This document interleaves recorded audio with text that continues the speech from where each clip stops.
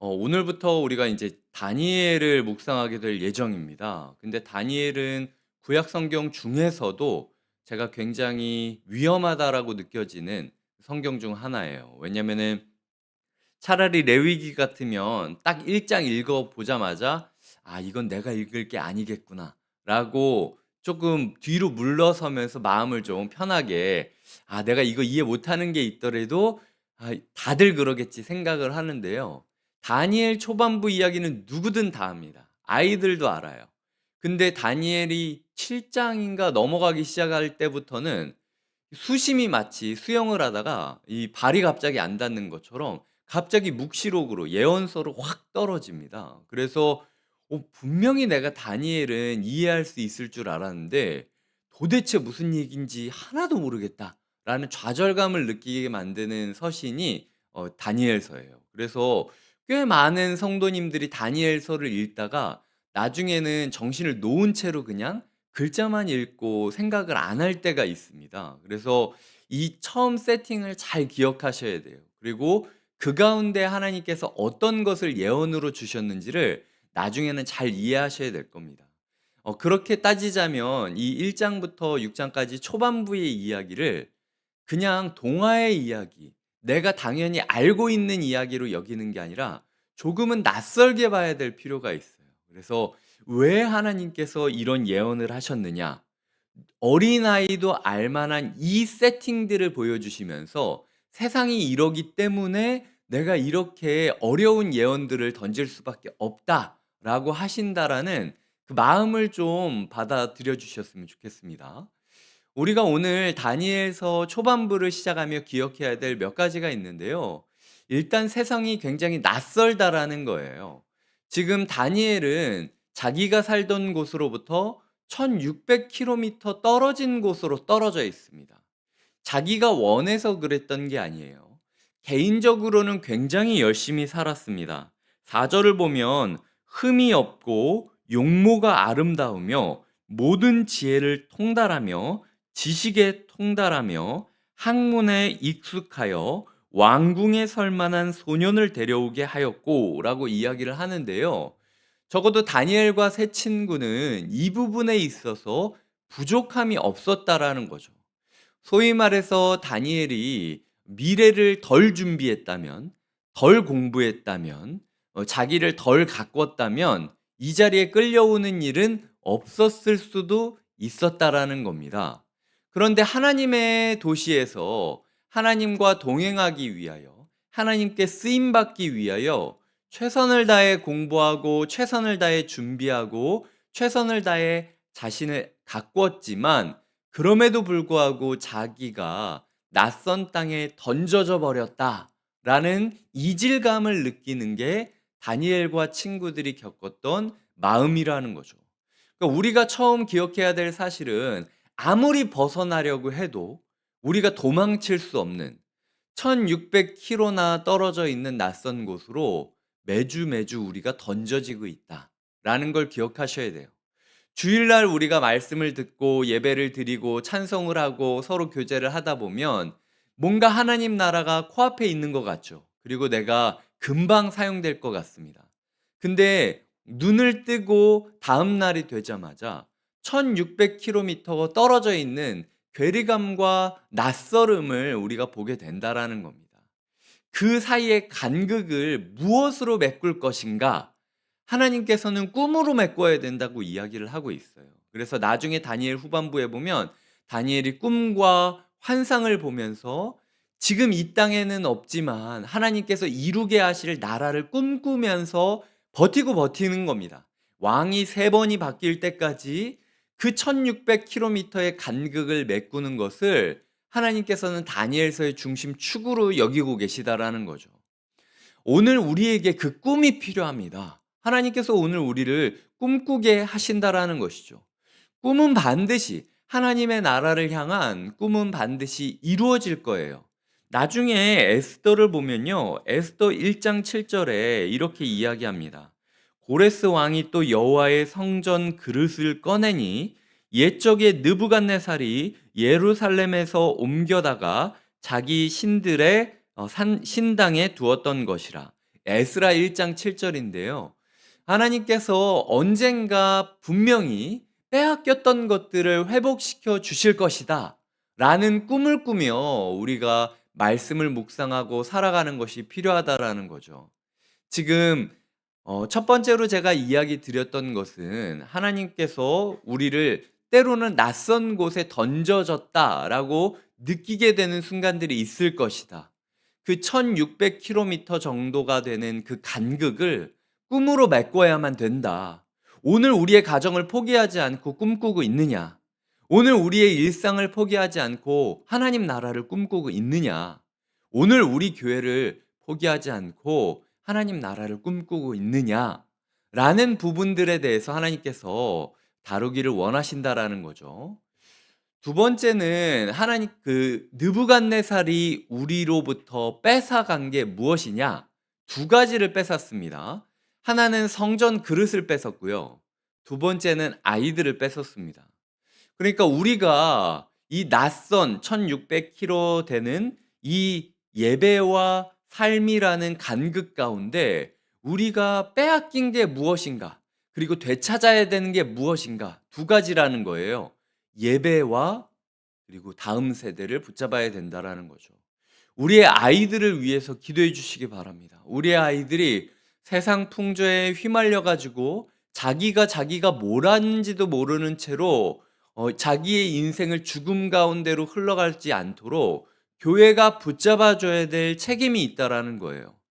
교회가 예배를 포기한 순간, 예배를 예배답게 드리지 못한 순간, 우리 예배에 빠져 있는 무언가를 당연히 여기는 순간 우리는 다니엘과 똑같은 상황에 처해져 있다라는 거죠.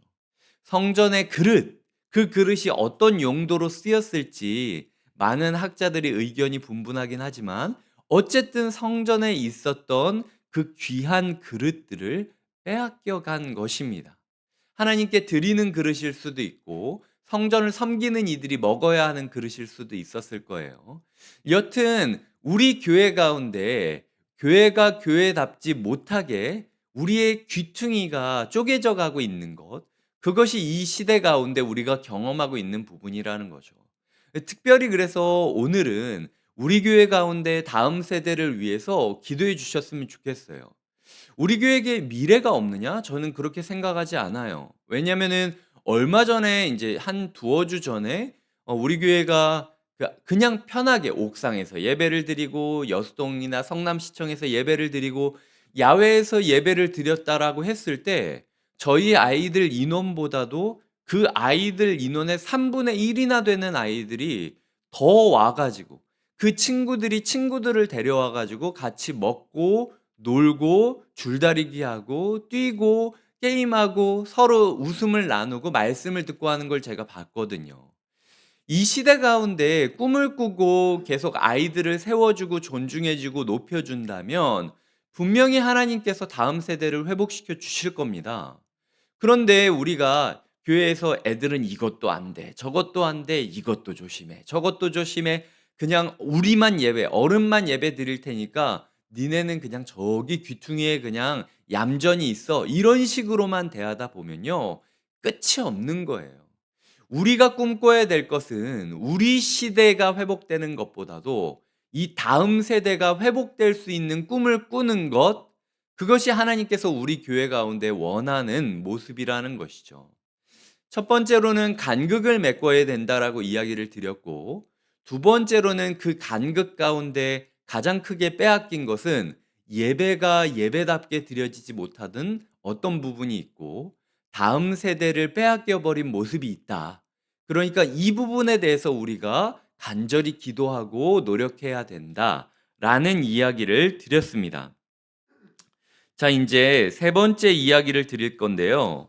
세 번째 이야기는 두 이름이 존재하는 긴장감이 느껴진다라는 거예요. 제가 이 오늘 본문을 묵상하며 생각했던 건 다니엘이 한국 사람이었으면요. 다니엘은 매장당했습니다. 소위 말해서 창씨개명을 한 거잖아요. 지금 이 시대가 됐을 때 유력 정치인이 있다고 생각을 해봅시다. 대선 후보예요. 그리고 그 사람이 짠하고 나타난 게 아니라 이전에 새 그 정부를 아주 신실하게 섬겼던, 요직에서 섬겼던 사람이었고요. 그러니까 실무적으로는 분명히 인정받은 사람이죠. 신앙적으로도 분명히 인정받은 사람입니다. 근데 어느 날 신문에서 갑자기 이 사람이 알고 보니까 예전에 창씨 개명을 했더라 라고 기사가 나온 겁니다. 그리고 그게 맞는 거죠. 그랬다면 대한민국에서 이 사람이 어떻게 됐을까요? 바로 매장당했을 겁니다. 근데 아이러니하게도 다니엘과 세 친구들은 그 이름 바꾸는 일을 저항할 수 없었다라는 거죠. 이게 우리가 생각했을 때 다니엘과 세 친구의 이미지가 결연하게 그 막 먹을 것도 먹지 않고 "나는 하나님의 뜻을 지킨다."라고 이야기를 하지만 실제로 1 장을 보면 꽤 많은 부분들을 타협합니다, 다니엘과 세 친구가. 학문도 배우죠. 이름도 바꾸죠. 그리고 그 이방 신을 섬기는 나라의 일도 하죠. 막 그러니까 어쨌든 우리가 봤을 때 다니엘은 우리보다도 더 변절자 같은 모습이 보이는 게 솔직한 상황이에요. 근데 그럴 수밖에 없는 시기가 있었다라는 거죠. 그럼에도 불구하고 다니엘은 자기의 삶을 통하여 자기에게 주어진 두 이름 중 어떤 이름을 자기 정체성으로 삼으며 살아가야 될 것인지를 결정해야 됐습니다. 하나님께서 오늘 우리에게 두 이름을 허락하실 수 있어요. 하나는 너는 존귀한 자라. 너는 내가 기뻐하는 아들이라. 이렇게 사랑의 메시지로 우리에게 말씀으로 주시는 이름이 있을 것이고, 또 하나는 넌 노예처럼 일해야지. 너 대출금 안 갚을 거니? 너는 그냥 기계야. 이런 식으로 이야기하는 사회가 주는 이름을 우리는 동시에 가지고 있을지도 몰라요. 근데 우리가 가지고 있는 이름 중에서 어떤 이름을 나의 정체성으로 선택할 것인지는 우리에게 달려 있다라는 겁니다. 그걸 하나님께서 우리에게 선택권을 주고 있다라는 거죠. 제가 이름 4개에 대한 뜻을 설명해 드리겠습니다. 다니엘. 다니엘은 하나님이 나의 심판자라는 뜻입니다. 하나냐, 여호와는 자비로우시다 라는 뜻입니다. 마사엘, 누가 하나님과 같겠느냐? 하나님이 최고다 라는 뜻이고, 아사랴, 여호와는 나의 도움이시라 라는 뜻입니다. 그러니까 그가 비록 이방 사람들로부터 너는 기계야, 넌 노예야, 돈 벌어오지 못하면 너는 끝이야, 너는 그냥 그렇게 쓰다 버리는 부품이야 라고 이야기하는 것, 그런 사회 가운데서 아니면은 너는 이걸 사야만 돼, 너는 이거를 즐겨야만 돼, 그런 존재야 라고 이야기하는 향락주의의 문화 가운데 우리가 나의 심판주는 하나님이시다. 그리고 하나님은 자비로우시고 하나님 같은 분이 없으니 누가 하나님과 같겠냐? 오직 나는 하나님의 도움을 의지하며 살아가겠다. 라고 결단하는 우리의 선택이 필요하다라는 겁니다. 이 벨드사살은요, 바벨론이 섬겼던 최고 신이 총애하는 자라는 뜻이었어요. 사드락이라는 것은 메소포타미아 신 중에 하나의 아들이었습니다. 그리고 그 메삭은 포도주 여신에게 바쳐진 자라는 뜻이었고요. 그리고 아벳느고는 바벨론 신 느고의 아들이라는 뜻이었어요. 그러니까 세상은 우리에게 너는 이 세상 한가운데 있는 존재야. 그리고 벗어날 수 없어. 포도주 신의 그 속한 자로서 향락을 즐길 뿐만 아니라 바벨론 신의 아들로서 그의 지배를 받을 수밖에 없는 존재야 라고 이야기하는 것. 메소포타미아 지방에서는 다 그렇게 살아가고 있어 라는 식으로 우리를 흔들고 있다라는 거죠. 근데 그럼에도 불구하고 하나님, 그래도 오늘 나의 심판주가 주님임을 내가 믿겠습니다. 주님만이 나의 자비로우신 주님이시고 주님 같은 분이 없사오니 주님의 도움만 구하며 살아가겠습니다 라고 결단하는 그 결단이 우리에게 필요하다라는 거죠. 때로는 우리가 창시 계명까지 받아들이는 것처럼 굴욕적인 하루하루를 살아가고 있지만 하나님 나라를 꿈꾸며 내가 선택할 수 있는 나의 정체성을 잡고 살아간다면 하나님께서 반드시 에스라의 말씀처럼 회복시켜 주실 것이다라는 게 다니엘서의 시작으로 시작되어지고 있습니다. 말씀을 맺겠습니다. 오늘 다니엘서 1장을 요약하자면 설마 이스라엘이 무너질까? 라는 생각으로부터 시작됐어요. 그러니까 그 조그만 틈이 설마 이스라엘이 무너질까? 하나님이 세운 도시인데 그래서 예배도 소홀히 하고 윤리도 소홀히 하고 그리고 교만하고 남들이 하는 것처럼 살아가다 보니까 그 조그만 틈이 1600km만큼 벌어지게 되었다라는 게 오늘 본문의 결론입니다. 우리 가정 가운데 그 조그만 틈이 있는지 살펴보셨으면 좋겠어요. 우리 교회 가운데 그 조그만 틈이 있지 않는지 살펴보셨으면 좋겠습니다. 그 설마가 결국은 우리의 모든 것을 뺏기게 만드는 시작점이 될 수 있다라는 거예요. 하나님께서 우리의 가정을 회복시켜 주시는 변환점이 다니엘서가 되기를 바라며 우리 함께 기도하도록 하겠습니다. 이 시간 함께 기도하겠습니다. 하나님, 오늘 새벽을 마치고 우리가 일상에 돌아가는데 1600km 정도의 간극이 느껴지는 것이 당연할 거다.